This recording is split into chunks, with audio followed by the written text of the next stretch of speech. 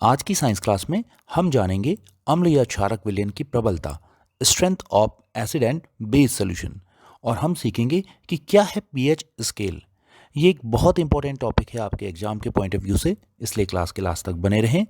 और जो बच्चे पहली बार क्लास अटेंड कर रहे हैं, चैनल को सब्सक्राइब करें। नई क्लास के नोटिफिकेशन के लिए बेल आइकन प्रेस करना ना भूलें। वीडियो को लाइक करें और साथ ही शेयर भी करें। तो बच्चों, अब स्टार्ट करते हैं हम आज की क्लास को। पीएच स्केल के बारे में हम समझते हैं और जानते हैं कि ये अम्ल और क्षारक विलयन की प्रबलता को कैसे निर्धारित करता है। तो बच्चों, हम आ गए अपनी लैब में और यहाँ पर को आपको दो सॉल्यूशंस दिए गए हैं। इस पहले सॉल्यूशन में देखते हैं हम इसका आयंस कैसे हैं। इसमें ये देखिए, इसके आयंस कुछ इस प्रकार के हैं। और यहाँ सेकेंड वाले में हम देखते हैं तो इसके आयंस कुछ इस प्रकार से हैं। अब पहले वाले सॉल्यूशन की बात करें तो इसमें आप देख रहे होंगे कि जो H प्लस आयन है वो ज़्यादा है और OH नेगेटिव आयंस जो हैं वो कम है। जबकि यहाँ पर को जो हाइड्रोजन आयन है वो कम है और हाइड्रोक्साइड आयन अधिक है। क्या बच्चों, अब आप रिकॉल कर पा रहे हैं कि इन दोनों में से कौन सा सॉल्यूशन एसिडिक होगा और कौन सा बेसिक होगा? कुछ बच्चे बिल्कुल सही सोच पा रहे हैं जिन्होंने हमारी पिछली क्लास सही से अटेंड की थी कि जो पहला वाला सॉल्यूशन आपको दिख रहा है वो है एसिड। और वो क्यों है? क्योंकि इसमें हाइड्रोजन आयन का कंसंट्रेशन अधिक है और जो हाइड्रोक्साइड आयन है वो कम है। और यहां पर आप देख पा रहे हैं कि यहां पर को हाइड्रोक्साइड आयन अधिक है और जो हाइड्रोजन आयन है वो कम है। तो इस आधार पर हम कह सकते हैं जो पहला वाला विलयन है वो है अम्ल और जो दूसरा वाला विलयन है वो है एक क्षारक। तो यहां तक तो आपने हमारी पिछली क्लासेस में जाना था। अब देखिए बच्चों, इन दोनों विलयनों में, इन दोनों सॉल्यूशंस में आपको एक कॉमन आयन दिखाई दे रहा है जिस पर हमने आज फोकस करना है। और हम कह सकते हैं कि वो आयन है H प्लस आयन। देखिए, इस एसिडिक सॉल्यूशन में आप देख रहे होंगे कि OH नेगेटिव आयन भी है और H प्लस आयन भी है। और यहां भी देखिए कि यहां भी H प्लस आयन भी है और OH नेगेटिव आयन भी। तो हम बात कर लेते हैं आज, एक इनमें से एक आयन ले लेते हैं, वो है H प्लस आयन जो दोनों ही विलयन में उपस्थित है। हाइड्रोजन आयन देखिए वो अम्ल में भी है और क्षारक में भी है। और OH आयन भी, जो हाइड्रोक्साइड आयन है, वो भी अम्ल में भी है और क्षारक में भी है। लेकिन हम आज बात करते हैं इस H प्लस आयन की, जो कि दोनों विलयन में उपस्थित रहता है, वो चाहे अम्लीय हो या फिर क्षारकी। देखिए, जो H प्लस आयन है बच्चों, ये निर्धारित करता है कि कौन सा विलयन यहाँ पर को अम्लीय है और कौन सा विलयन क्षारकी है। कैसे? अगर H प्लस आयन बहुत ज्यादा है हाइड्रोक्साइड आयन की तुलना में तो आप कहेंगे कि वो अम्लीय है, और अगर हाइड्रोजन आयन कम है हाइड्रोक्साइड आयन की तुलना में तो आप कहेंगे कि वो विलयन क्षारकी है। अब बच्चों, ये सब जो डिस्कशन है ये एक वैज्ञानिक हुए जिनका नाम था सोरेनसन। उन्होंने इस H प्लस आयन के बारे में कुछ हमें बातें बताई और उन्होंने ये कहा कि जो H प्लस आयन है, जो हाइड्रोजन आयन का कंसंट्रेशन है, ये निर्धारित करता है किसी सॉल्यूशन की स्ट्रेंथ को या हम कहें प्रबलता को। तो हम कह सकते हैं कि सोरेनसन ने यह बताया कि H प्लस आयन का कंसंट्रेशन ये डिसाइड करता है कि कोई एसिड या बेस की स्ट्रेंथ क्या होगी, वो कितना प्रबल होगा, ये बात निर्धारित करता है H प्लस आयन। और इसके लिए सोरेनसन ने एक शब्द दे दिया जिसको कहा गया पीएच। अब आप जानते हैं कि इस पीएच की फुल फॉर्म क्या होती है? तो देखिए, ये जो पीएच है यहां पर को पी का अर्थ है पोटेंच, और जो कि है एक जर्मन वर्ड जिसका मीनिंग होता है पावर। तो यहां पर पी का अर्थ तो हो गया पावर यानी कि शक्ति, और एच का अर्थ आप समझ सकते हैं कि क्या होगा। बिल्कुल, कुछ बच्चे सही सोच रहे हैं, वो होगा H प्लस आयन। तो हम कह सकते हैं कि ये जो पीएच है ये हमें ये बताता है कि किसी भी सॉल्यूशन में जो H प्लस आयन है उनकी पावर कितनी है, या हम कहें कि उनका कंसंट्रेशन कितना है। तो ये बातें हमें सब जो समझाई हैं वो आई हैं सोरेनसन के द्वारा। उन्होंने ही ये सब कुछ बताया और उन्होंने एक स्केल को डिजाइन किया। उन्होंने एक पैमाना बनाया जिसके आधार पर उन्होंने ये डिसाइड किया कि कोई विलयन कितना अम्लीय है और कितना क्षारकी है। अब क्योंकि हम पैमाने की बात कर रहे हैं तो उस पैमाने में कुछ संख्याएं होंगी। वो जो बच्चों संख्याएं थी वो संख्याएं थी 0 से लेकर के 14 तक। कितनी थी? 0 से लेकर के 14 तक की वो संख्याएं थी। तो सोरेनसन के द्वारा एक पैमाना बनाया गया जिसको कहा गया पीएच स्केल, और उसमें जो हाइड्रोजन आयन को हम मापते हैं वो हम उस स्केल में मापने के लिए संख्याओं का यूज करते हैं 0 से लेकर के 14 तक। अब देखते हैं कि वो पीएच स्केल आखिर में है कैसा। देखिए, इसको हम एक सिंपल स्केल जो आपके पास रूलर होता है उससे हम कंपेयर कर सकते हैं। यहाँ देखिए, जो सोरेनसन है उन्होंने कहा था कि 0 से लेकर के 14 तक ये स्केल होगा। अब इस स्केल को कैसे हम रीड करें, देखिए इन्होंने एक बहुत ही इंपॉर्टेंट बात बताई। तो इन्होंने कहा कि जो पीएच स्केल है इसमें जो नंबर्स हैं, इसमें जो पीएच है वो इनवर्सली प्रोपोर्शनल है कंसंट्रेशन ऑफ हाइड्रोजन आयंस के। जो पीएच स्केल के नंबर्स हैं ये हाइड्रोजन आयन के कंसंट्रेशन के इनवर्सली प्रोपोर्शनल है। अब अगर सिंपल भाषा में इसको समझें तो हम कह सकते हैं कि अगर पीएच मान अधिक है इस स्केल में, अगर पीएच मान लीजिए कि किसी सॉल्यूशन का पीएच मान 14 है, तो हम कहेंगे कि उसमें हाइड्रोजन आयन की संख्या बहुत ही कम होगी, क्योंकि देखिए यहाँ लिखा है इनवर्सली प्रोपोर्शनल है। जो पीएच स्केल में जो वैल्यू है ये हाइड्रोजन आयन की इनवर्सली प्रोपोर्शनल है। और अगर इसका उल्टा हम कहें कि किसी सॉल्यूशन का पीएच मान अगर 0 है, पीएच वैल्यू अगर उसकी 0 है, तो उसमें हाइड्रोजन आयन का कंसंट्रेशन बहुत ही अधिक होगा। तो हम इसको कुछ इस प्रकार से भी दिखा सकते हैं। देखिए यहाँ पर को जो 0 वैल्यू है, यहाँ देखिए यहाँ पर को हाइड्रोजन आयन बहुत ज्यादा दिख रहे हैं आपको, और धीरे धीरे धीरे धीरे इधर को हाइड्रोजन आयन का कंसंट्रेशन कम हो रहा है, और यहाँ देखिए OH नेगेटिव आयंस बढ़ रहे हैं, या हम कहें हाइड्रोजन आयन घट रहे हैं। तो ये आपको समझ में आ गया होगा कि किस प्रकार से हाइड्रोजन आयन की जो कंसंट्रेशन है वो घटती है और बढ़ती है। देखिए अगर हम पीएच स्केल में यहाँ 14 से लेकर के 0 की ओर को जा रहे हैं, हम डिसेंडिंग ऑर्डर में अगर जा रहे हैं, तो हम कहेंगे कि H+ आयनों की संख्या बढ़ रही है, और पीएच मान क्या होगा वहां पर को कम हो जाएगा। तो सबसे अधिक H+ आयन कहां पर होंगे, जहां पर को सबसे कम पीएच वैल्यू है वो है 0। और अगर हम इसका उल्टा देखें तो यहाँ देखिए यहाँ पर को H+ आयनों की संख्या घट रही है, तो हम कहेंगे कि यहाँ जो पीएच स्केल है इसमें जो वैल्यू है 14, यहाँ पर को H+ आयनों की संख्या सबसे कम होगी। तो हम कह सकते हैं कि इस स्केल में अगर हम 14 से 0 की ओर को, यानी कि हम डिसेंडिंग ऑर्डर में अगर हम अगर राइट टू लेफ्ट जाते हैं इस पीएच स्केल में, तो अम्लीय प्रकृति एसिडिक नेचर बढ़ेगा। अगर हम बच्चों इस पीएच स्केल में 0 से लेकर के 14 की ओर को जा रहे हैं, तो हम कह सकते हैं कि हमारा जो सोल्यूशन होगा उसकी क्षारीय प्रकृति बढ़ती हुई जाएगी। और सबसे ज्यादा क्षारीय कहां पर होगा, वो होगा 14 पर, और सबसे अधिक अम्लीय कहां पर होगा, वो होगा 0 पर। लेकिन क्या बच्चों इस स्केल में कोई ऐसा पॉइंट भी होगा जहां पर को H+ आयन और OH आयन्स की जो कंसंट्रेशन है वो लगभग इक्वल होगा, वो लगभग समान होगा। तो देखिए उसके लिए आप यहाँ देखिए, ये कोई एक ऐसी जगह है, देखिए यहाँ बीच में जो एक जगह बन रही है, यहाँ पर को आप देखिए कि लगभग OH आयन और H+ आयन की संख्या लगभग हमें बराबर दिख रही है। तो हम कह सकते हैं वो है यहाँ इस पीएच स्केल की अगर बात करें तो वो बिल्कुल इसका मिड पॉइंट है, जहां पर को H+ आयन और OH नेगेटिव आयंस का कंसंट्रेशन इक्वल हो जाएगा। तो हम कह सकते हैं कि जो 7 है, इससे अगर हम आ जाएं लेफ्ट की ओर को, यहाँ 7 से लेकर के अगर हम डिसेंडिंग ऑर्डर में आ जाएं, तो ये हमें बताता है एसिडिक नेचर।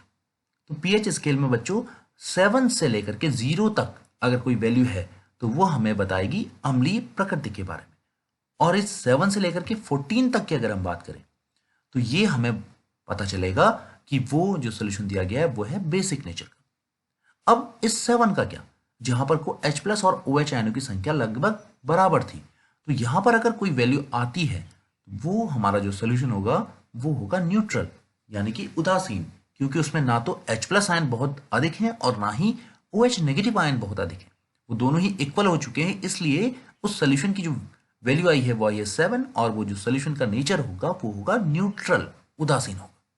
हम इसको नोट भी कर लेते हैं। हम कहेंगे कि उदासीन पदार्थों का पीएच मान 7 होता है, देखिए 7 होता है। और दूसरी बात जो हमने जानी, अगर 7 से कम हो जाए पीएच वैल्यू तो हम कह सकते हैं कि जो अम्लीय विलयन का मान है वो 7 से कम होगा, और इसका जस्ट अपोजिट जो क्षारीय विलयन होंगे उनका पीएच मान 7 से अधिक होगा। तो बच्चों यहां तक तो आप समझ चुके। अब एक क्वेश्चन और है बच्चों आपके लिए, यहां पर कोई पीएच स्केल में देखिए 0 से लेकर के 7 तक की अगर हम बात करें, तो क्या बच्चों जो सोल्यूशन 0 वाला होगा, जिसकी वैल्यू pH 0 होगा और एक सोल्यूशन ऐसा जिसकी पीएच वैल्यू 6 होगी, क्या उन दोनों में H प्लस आयन का कंसंट्रेशन समान होगा या फिर किसी में अधिक और किसी में थोड़ा कम होगा? बिल्कुल आप लोग सही सोच पा रहे हैं कि ऐसा नहीं होगा। जो जीरो वाला है, क्योंकि अभी भी आपने जाना था जो पीएच वैल्यू है वो इनवर्सली प्रोपोर्शनल है H प्लस आयन के। तो हम कह सकते हैं जो जीरो जिसकी वैल्यू आएगी, अगर किसी सोल्यूशन की पीएच वैल्यू जीरो आ रही है तो उसमें तो H प्लस आयन बहुत अधिक होंगे, लेकिन ये जो 6 वाली वैल्यू आएगी इसमें H plus ion comparatively to zero वो कम होंगे। तो बच्चों इस पीएच स्केल को हम कुछ इस प्रकार से और डिवाइड कर सकते हैं। देखिए, अगर किसी सोल्यूशन की पीएच वैल्यू 0 से लेकर के 3 तक आती है तो हम कहेंगे कि वो सोल्यूशन होगा स्ट्रॉन्ग एसिड, वो होगा प्रबल अम्ल। अब अगर हम बात कर लें इस 3 से लेकर के आगे को 6 तक की, अगर हम बात कर रहे हैं तो यहाँ पर को बच्चों यहाँ पर भी H प्लस आयंस तो होंगे, लेकिन उनका कंसंट्रेशन इस 0 से लेकर के जो 3 तक के सोल्यूशंस होंगे उससे थोड़ा कम होगा। इसलिए ये जो अम्ल हैं वो बन जाने वाले दुर्बल अम्ल, वीक एसिड्स। अब बच्चों देखिए, अगर हम 7 से हम बढ़ रहे हैं 14 की ओर को तो बिल्कुल ऐसा ही यहाँ भी होने वाला है। कैसे? देखिए, अगर हम बात कर रहे हैं 8 से लेकर के 11 तक की, कहाँ से 8 से लेकर के 11 तक की अगर हम पीएच वैल्यू की बात कर रहे हैं, यहाँ पर को देखिए H प्लस आयंस कम हो रहे हैं। ये H प्लस आयंस इतने कम हो चुके हैं कि ये जो सोल्यूशन है ये अब बन चुका है बेसिक, और ये एक बन चुका है वीक बेस, यानी कि दुर्बल क्षारक। तो हम कह सकते हैं कि यहाँ पर को H प्लस आयन का कंसंट्रेशन अब कम हो चुका है। और अगर हम बात करें या 11 to 14 तो यहाँ पर को H प्लस आयन बहुत कम हो चुके होंगे और OH नेगेटिव आयंस बहुत अधिक बढ़ चुके हैं। इसलिए यहाँ जो वैल्यू आएगी किसी सोल्यूशन की, अगर पीएच वैल्यू 11 to 14 आती है तो हम कहेंगे कि वो है स्ट्रॉन्ग बेस, प्रबल क्षारक। तो ये बच्चों कुछ इस प्रकार से पीएच स्केल को हम रीड करेंगे। अब हमें पीएच स्केल को रीड करना तो आ गया, लेकिन हम कैसे किसी सोल्यूशन में ये देखें कि उसकी जो पीएच वैल्यू है वो 0 है या फिर 7 है या फिर 14 है, या फिर हम कैसे ये जानें कि किसी सोल्यूशन में H प्लस आयंस बहुत अधिक है या फिर कम है। अब हम ऐसा किसी सोल्यूशन के अंदर झांक के तो नहीं कर सकते, तो हम ऐसा कैसे करें? इसके लिए बच्चों हमारे जो लेबोरेटरीज हैं उसमें एक पीएच चार्ट होता है। अब वो पीएच चार्ट कुछ इस प्रकार का कलरफुल चार्ट है जो बिल्कुल पीएच स्केल की एक नकल है। देखिए कैसे, यहाँ पीएच वैल्यू दिखा रखी है आपको 0 से लेकर के 14 तक, और ये डिफरेंट डिफरेंट कलर्स हैं।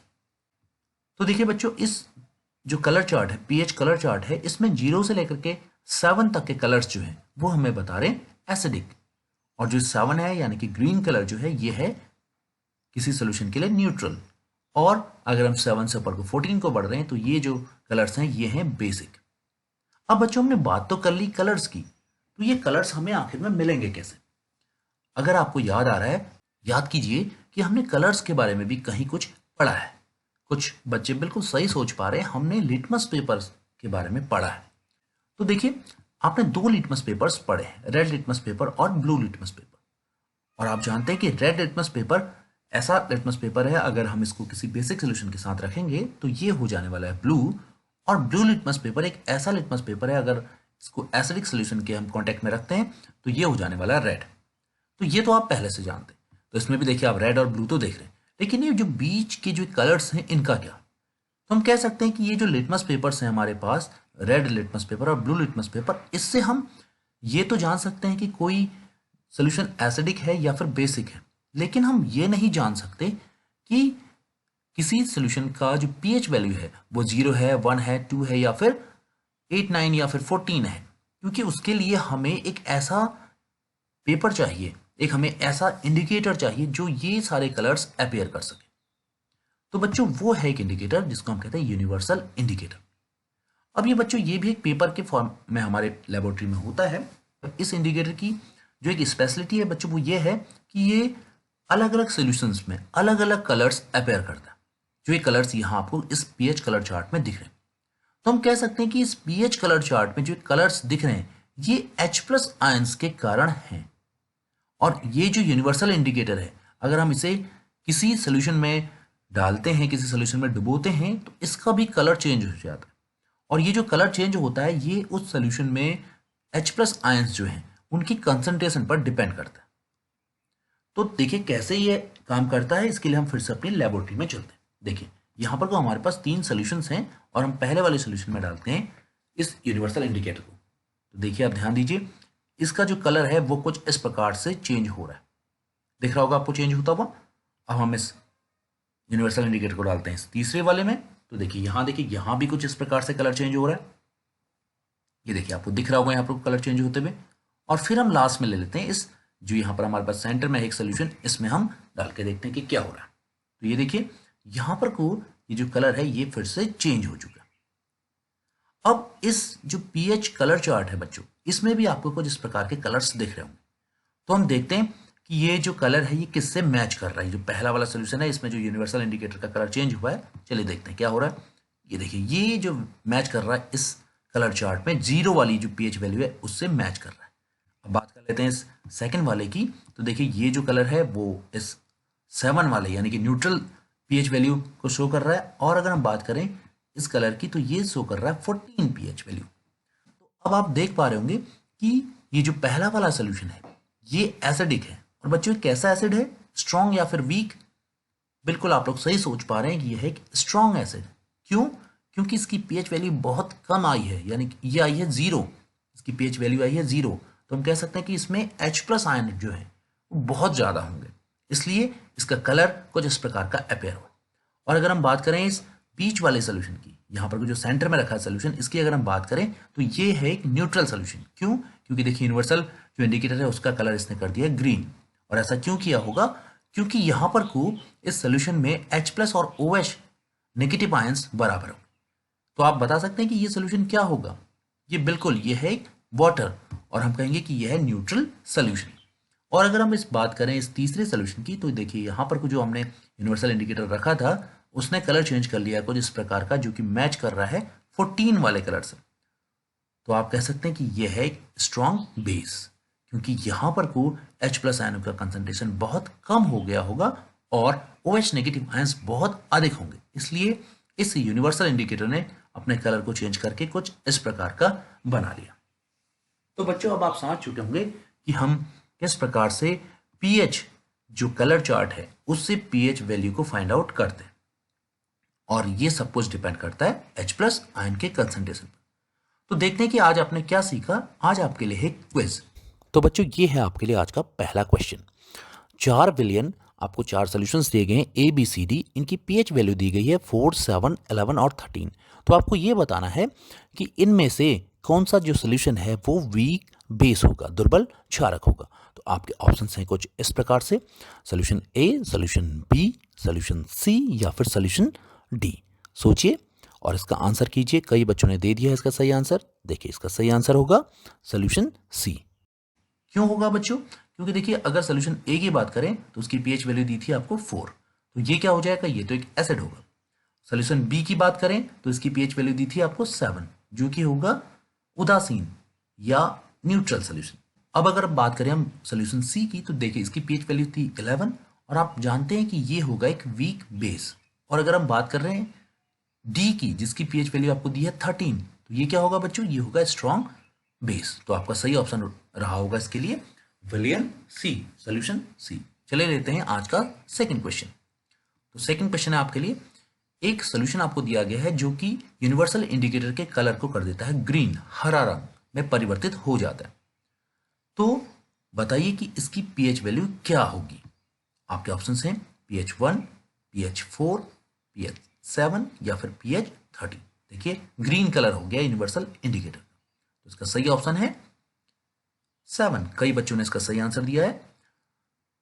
अब बात कर लेते हैं क्यों ये 7 है। देखिए अगर pH 1 किसी सोल्यूशन की pH वैल्यू अगर pH 1 दिखाई गई है तो वो यूनिवर्सल इंडिकेटर के कलर को कैसा कर देगा बच्चों? वो रेड करेगा। pH 4 की अगर हम बात करें तो ये भी एक एसिड होगा और इसका कलर भी ग्रीन नहीं होने वाला, क्योंकि यहाँ पर को देख रहे हैं आप कि यहाँ लिखा यूनिवर्सल जो इंडिकेटर है वो हो जा रहा है ग्रीन कलर में।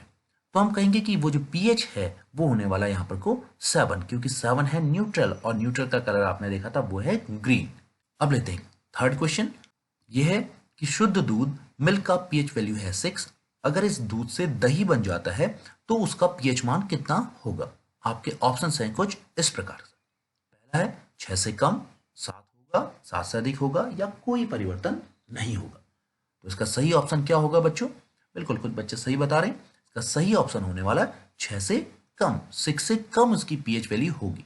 क्यों होगी बच्चों? क्योंकि आप जानते हैं जो कर्ड है, दही है, वो होगा एसिडिक नेचर का। क्यों? क्योंकि इसका टेस्ट तो आप जानते हैं ये कैसा होता है, ये होता है सार नेचर का, खट्टा होता है। इसलिए यहाँ पर को जो ऑप्शंस दिए हैं, देखिए यहाँ पर को अगर हम बात करें ऑप्शन नंबर बी की, तो उसमें लिखा है 7 तो आप जानते हैं कि ये जो होगा सोल्यूशन ये होगा न्यूट्रल। तो इसका तो टेस्ट ना ही बीटर होगा, ना ही सार होगा, ना ही ये खट्टा होगा, ना ही कड़वा होगा।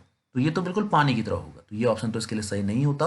और अगर 7 से अधिक की बात कर रहे हैं तो ये जो सोल्यूशंस होंगे ये खट्टे तो नहीं होंगे, क्योंकि ये बेसिक नेचर के होंगे। इसलिए जो हमारा ऑप्शन है वो हो जाने वाला ए सही।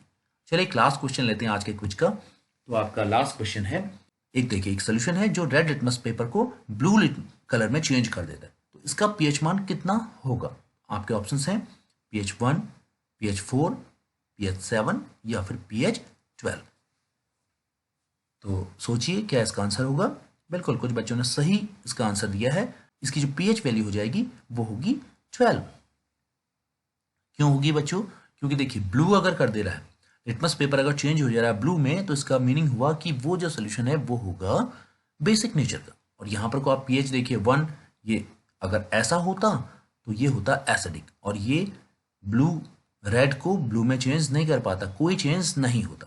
अगर pH वैल्यू 4 होती तब भी वो एसिडिक होता, तब भी रेड लिटमस पेपर में कोई चेंज नहीं होता। और अगर pH वैल्यू 7 होती तो क्या होता, ये जो रेड लिटमस पेपर है इसमें कोई चेंज नहीं होता, क्योंकि ये जो सोल्यूशन होता ये न्यूट्रल सोल्यूशन होता। लेकिन यहाँ दिया गया है कि रेड लिटमस पेपर ब्लू में चेंज हो जा रहा है। तो इसका मीनिंग ये हुआ कि ये जो सोल्यूशन है ये है एक बेसिक सोल्यूशन, और इसकी जो pH वैल्यू होगी वो होगी 12। तो बच्चों ये थे आपके आज के क्वेश्चंस। उम्मीद है कि आपको हमारी क्लासेस अच्छी लग रही होंगी। कमेंट करके जरूर बताएं कि आपको क्लासेस कैसी लग रही हैं, और वीडियो को लाइक, शेयर और सब्सक्राइब करना ना भूलें। थैंक यू बच्चों।